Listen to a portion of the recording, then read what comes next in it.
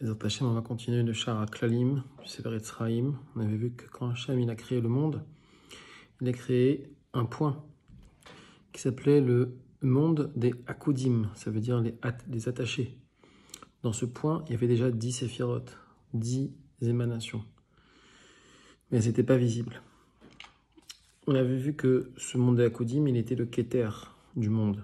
Et qu'à partir de lui, Hashem, il avait envoyé une vitalité vers ce qu'on appelait le monde des Nekudim. Et que ce monde des Nekudim, donc les mondes des Nekudim, c'est des points, et il est constitué de 10 points, à savoir les 10 séphirotes. On avait vu que ce monde des Nekudim, il était appelé le monde du Tohu Bohu, ou monde des Nekudot. Et maintenant on continue. La lumière supérieure pénétra en eux, c'est-à-dire à l'intérieur du réceptacle. Donc nous voyons que donc, chaque séphira était constitué d'un réceptacle, d'un kéli. Chaque réceptacle a reçu la lumière supérieure. Or, la lumière du Or Ensof, la lumière du Ensof, entourait Keter et se propagea jusqu'à l'extrémité des 10 séphirotes. Donc on voit que d'un point de vue, il y a une lumière qui est rentrée dans les kélim, et d'un autre point de vue, il y a une lumière qui est restée à l'extérieur du kélim. Et à partir de là, elle se propagea jusqu'à l'extrémité des 10 séphirotes. Donc la lumière environnante, le Or Makif, il allait jusqu'en bas. Et à partir de la lumière intérieure, se trouvant dans Keter, apparut la lumière la lumière environnante de Chochma.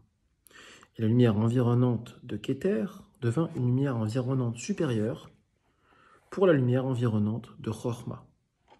C'est-à-dire que la lumière environnante de Keter, c'est ce qu'on appelle sa chaya.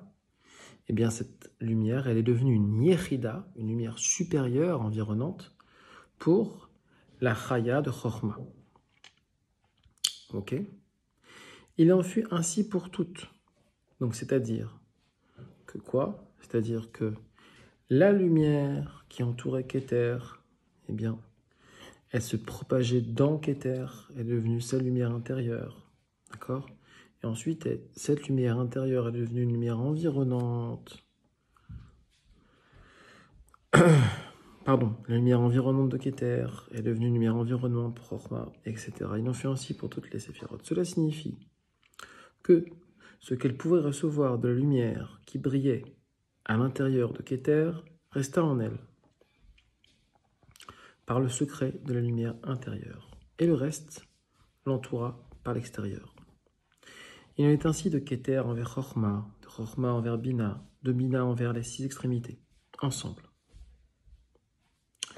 Donc ce qui était dans Keter n'a pas pu rentrer dans Chochma, c'est ce qu'il dit là, et ça vient en contradiction avec le char à Nekodim. Donc il va falloir comprendre de quoi il est en train de parler. Ça c'est quelque chose qu'on verra après. On verra que la lumière qui était dans Keter est rentrée dans Chochma. Donc là ici il dit non. Il dit que il en fut ainsi. Pour toutes, cela signifie que ce qu'elle pouvait recevoir de la lumière qui brillait à l'intérieur de Keter resta en Keter. Par lumière, le secret de la lumière intérieure, et le reste l'entoura par l'extérieur. Sache que l'Éternel des armées, Hachem Tsevakot, est un soleil et un bouclier. Et tout comme le soleil est une lumière d'une très grande intensité, que l'on ne peut contempler que si on la diminue par l'intermédiaire d'un écran, d'un rideau, en s'éloignant, en le faisant passer à travers d'un petit orifice, de même dans le monde de la Tzilut. Donc, c'est ce qu'on appelle le principe du Tzimtzum. Donc, la lumière